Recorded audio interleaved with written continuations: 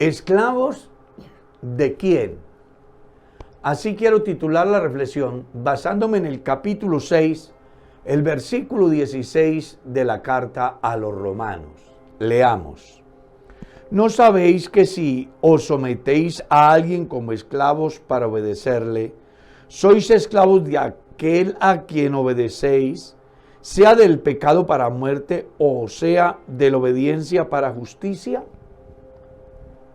Ese fue el mensaje de Pablo a los romanos para enseñarles acerca de lo que representa la libertad en Cristo o la esclavitud del pecado. Y es muy interesante mirar cómo él lo explica. Dice que cuando uno se somete a alguien, sencillamente es esclavo de aquel a quien uno le está obedeciendo. Y coloca el ejemplo. Si obedece al pecado, es esclavo del pecado. Y si obedece a la justicia de Dios, es esclavo de Dios. Por eso dijimos, ¿esclavo de quién? Y dijo Jesús a los discípulos que habían creído en él: conoceréis la verdad y la verdad os hará libres. Y ellos dijeron: nunca hemos sido esclavos de nadie. ¿Cómo pues dices tú seréis libres?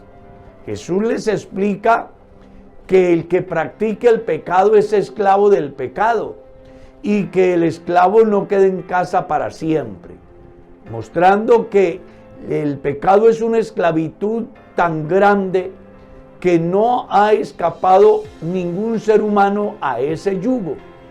Según está escrito, desde Adán hasta el día de hoy, los hombres, quieran o no quieran, han llegado a ser subyugados por el mal. La Biblia dice: el pecado entró por un hombre y por el pecado la muerte. La Biblia enseña que por cuanto todos pecaron están destituidos de la gloria de Dios.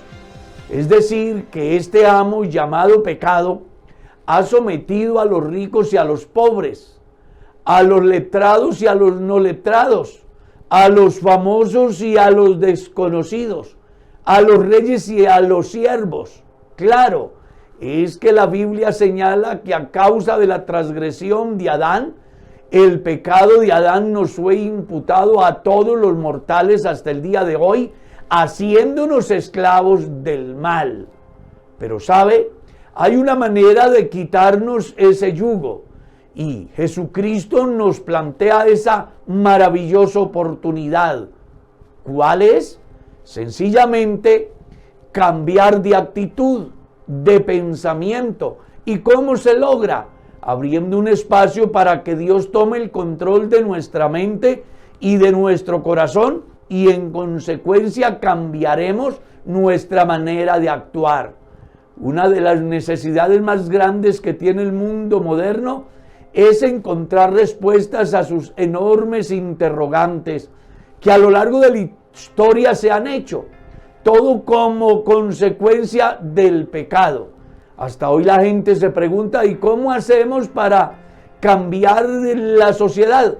¿Cómo lograr de que esta juventud de hoy tome un verdadero sentido de la existencia? Y la respuesta es sencilla. Ellos no podrán cambiar por sus propios medios. La religión no podrá cambiarlos. La tradición de sus padres no podrá cambiarlos.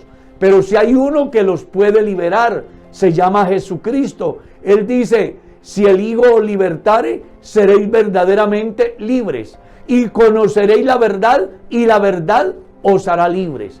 Hay cantidades de personas que, igual que este servidor, podemos decir hoy que en el pasado vivíamos esclavos de cualquier cantidad de circunstancias y jamás teníamos en cuenta el pensamiento del gran libertador, Cristo Jesús, que a través de su muerte en la cruz y su resurrección hizo posible que las cadenas que nos ataban se rompieran y que las murallas en las cuales el diablo nos tenía encerrados pudieran derrumbarse. Pero el día que le abrimos ese espacio a Dios, la vida cambió. apareció una esperanza y hoy podemos decir a los cuatro vientos, somos libres del pecado para servir al Dios vivo y verdadero.